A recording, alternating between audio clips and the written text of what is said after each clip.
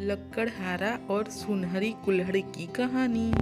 एक समय की बात है, जंगल के पास एक लक्कड़हारा रहता था। वो जंगल में लकड़ियाँ इकट्ठा करता था और उन्हें पास के बाजार में बेचता था कुछ पैसों के लिए। एक दिन की बात है, वो एक पेड़ काट रहा था। तभी हुआ एक कि गलती से उसकी कुल्हाड़ी पास की एक नदी में गिर गई। नदी बहुत ज़्यादा गहरी थी और वास्तव में तेजी से बह रही थी।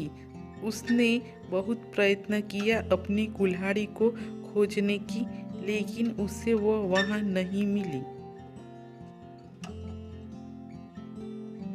अब उसे लगा कि उसने कुल्हाड़ी को खो दी है। वहीं दुखी होकर वो नदी के किनारे बैठकर रोने लगा। उसके रोने की आवाज़ सुनकर नदी के भगवान उठे और उस लक्कड़हारे से पूछा कि क्या हुआ।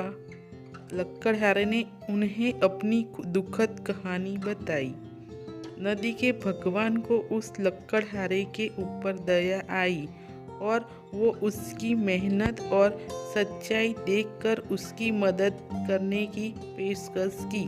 वो नदी में गायब हो गई और एक सुनहरी कुल्हड़ी वापस लाया, लेकिन लक्कड़हारे ने कहा कि यह उसका नहीं है।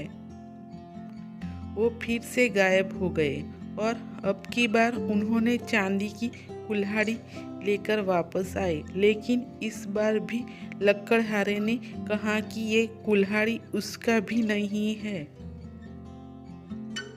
अब नदी के भगवान पानी में फिर से गायब हो गए और अब की बार वो एक लोहे की कुल्हाड़ी के साथ वापस आ गए।